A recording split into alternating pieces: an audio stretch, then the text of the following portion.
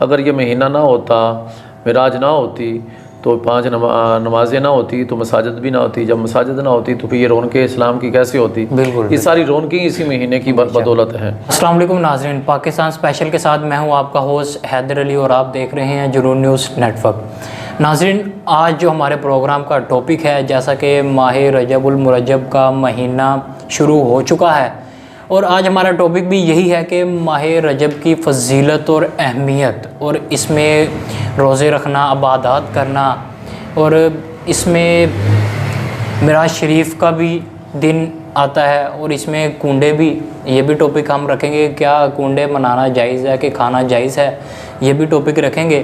سب سے پہلے میں علامہ صاحب کا تعارف کرواتا چلوں۔ آج ہمارے ساتھ پیر سید تنویر الحسن شاہ صاحب موجود ہیں۔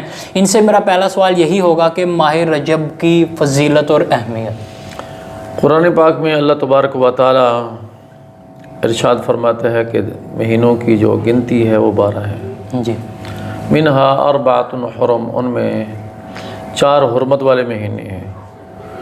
یہ دور جاہلیت میں بھی غیر مسلم بھی ان مہینوں کی ادب و احترام کرتے، جی، ان مہینوں میں جنگ و جدال سے باز آ جاتے، تلواریں رک جاتی۔ ان میں سے ایک مہینہ رجب کا بھی ہے۔ 3 مہینے اکٹھے ہیں، ہاں جی، ذی الحجہ اور محرم، 3 وہ مہینے اور چوتھا یہ۔ پھر حضور نے بھی اس کی حرمت کو برقرار رکھا، اس کو حرمت والے مہینوں میں اس کا شمار ہوتا ہے۔ اور حدیث پاک کے اندر آتا ہے، رسول اللہ صلی اللہ علیہ وسلم فرماتے ہیں کہ یہ اللہ تعالیٰ کا مہینہ ہے۔ بالکل، بے شک۔ آگے آنے والا مہینہ شعبان جو ہے، حضور فرماتے ہیں وہ میرا مہینہ ہے صلی اللہ علیہ وسلم۔ رمضان جو ہے، حضور فرماتے ہیں صلی اللہ علیہ وسلم میری امت کا مہینہ ہے۔ تو جو اللہ تبارک و تعالیٰ کی ذات کے ساتھ جس مہینے کی نسبت ہو وہ تو مقام ہی اس کا بہت بلند ہے۔ اور اس مہینے میں خصوصیت کے ساتھ 27 رجب المرجب کو اللہ تبارک و تعالیٰ نے حضور نبی کریم صلی اللہ علیہ وسلم کو اپنے پاس بلا کر اپنے دیدار سے مشرف فرما کر حضور کی امت کو اللہ تعالیٰ نے تحفہ عطا فرمایا، 5 وقت کی نماز۔ تو گویا کہ یہ 5 وقت کی نماز کی سالگرہ کا بھی مہینہ ہے۔ جی، اس مہینے کے اندر اللہ تبارک و تعالیٰ نے اس امت کو 5 نمازیں عطا فرمائیں۔ اگر یہ مہینہ نہ ہوتا، معراج نہ ہوتی تو 5 نمازیں نہ ہوتی تو مساجد بھی نہ ہوتی، جب مساجد نہ ہوتی تو پھر یہ رونقیں اسلام کی کیسے ہوتی؟ بالکل، یہ ساری رونقیں اسی مہینے کی بدولت ہیں۔ تو اللہ تبارک و تعالیٰ نے حضور کو اپنے دیدار سے مشرف فرمایا۔ حضور نبی کریم صلی اللہ علیہ وسلم نے ارشاد فرمایا، رأیت ربی فی احسن صورت، میں نے اپنے رب کو احسن صورت میں دیکھا۔ تو حضور نبی کریم صلی اللہ علیہ وسلم جب معراج سے واپس آئے تو حضور نے آ کر لوگوں کو بتایا کہ رات کے مختصر حصہ میں نے مسجد حرام سے مسجد اقصی تک کی سیر کی، پھر آسمانوں تک کی سیر کی، رب تعالیٰ کا دیدار کیا۔ جو غیر مسلم تھے انہوں نے پراپوگنڈا شروع کر دیا، چونکہ مسجد حرام سے لے کر مسجد اقصی تک کی جو مسافت ہے وہ 1 ماہ کی ہے۔ وہ کہتے ہیں یہ کیسے ہو سکتا ہے، 1 مہینے کے اندر جو ہے وہ جو ہم مسافت کرتے ہیں، ایک رات کے مختصر حصہ کے اندر محمد عربی صلی اللہ علیہ وسلم کا یہ دعویٰ کرنا ہے جی، اور رات کے مختصر حصہ میں مسجد حرام سے مسجد اقصی تک، پھر آسمانوں کی سیر، پھر رب تعالیٰ کا دیدار، جنت دوزخ کا دیدار کرنا، دیکھنا، مشاہدہ کرنا، تو یہ کیسے ممکن ہے؟ تو جب حضور نے آ کر بتایا تو ابو جہل جو ہے نا وہ ہر روز آ کر نہ کوئی حضور سے بات پوچھتا، جی آج کوئی نئی بات۔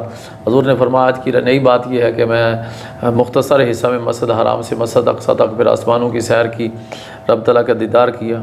اب اس نے اس بات کو لے کر نا ہر دروازے کو کھٹکھٹانا شروع کر دیا۔ ان دروازوں میں سے ایک سیدنا صدیق اکبر رضی اللہ تعالیٰ کا بھی تھا، آ کر کہنے لگا، جی ابو بکر، کیا کوئی شخص یہ کہے کہ میں نے رات کے مختصر حصہ میں مسجد حرام سے مسجد اقصی تک پھر آسمانوں کی سیر کی، تم مانو گے؟ آپ نے فرمایا یہ کہا کس نے ہے؟ تو صدیق اکبر رضی اللہ تعالیٰ نے جب ابو جہل سے یہ پوچھا کہا کس نے، تو اس نے کہا وہی تمہارے دوست محمد مصطفیٰ صلی اللہ علیہ وسلم، انہوں نے یہ کہا ہے۔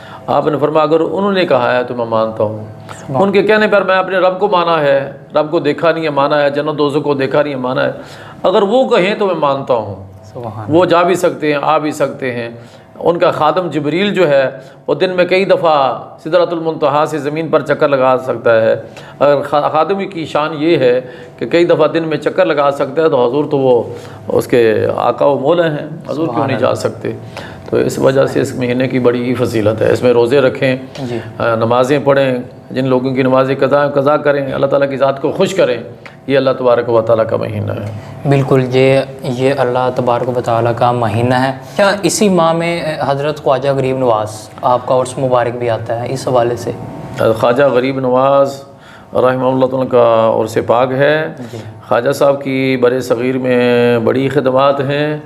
آپ نے اسلام کو تقویت دی. حضور کے خاندان کے شہزادے ہیں. بے شک. آپ نے بر صغیر میں 90 لاکھ لوگوں کو اسلام کی طرف گامزن کیا. سبحان اللہ. 90 لاکھ لوگوں میں.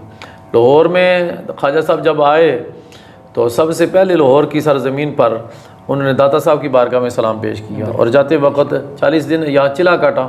ارادہ تھا صرف سلام کر کے واپس جانے کا. 40 دن وہاں چلا کاٹا اور جاتے وقت کہا گنج بخش فیض عالم مظہر نور خدا نا کہ سارا پیر کامل رہنما. حضرت خواجہ مختار کاکی علیہ رحمہ فرماتے ہیں, ہمارے پیر مرشد خواجہ معین الدین چشتی اجمیری رحمہ اللہ تعالیٰ کو جب تک داتا صاحب کا مزار نظر آیا تو داتا صاحب کے مزار کی طرف انہوں نے پشت نہیں کی, الٹے پاؤں گئے ہیں.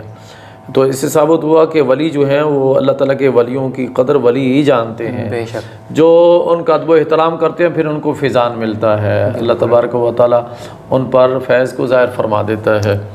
تو خواجہ صاحب کا بڑا مقام. اس مہینے کے اور بھی بے شمار واقعات ہیں. بے شک. ہاں جی.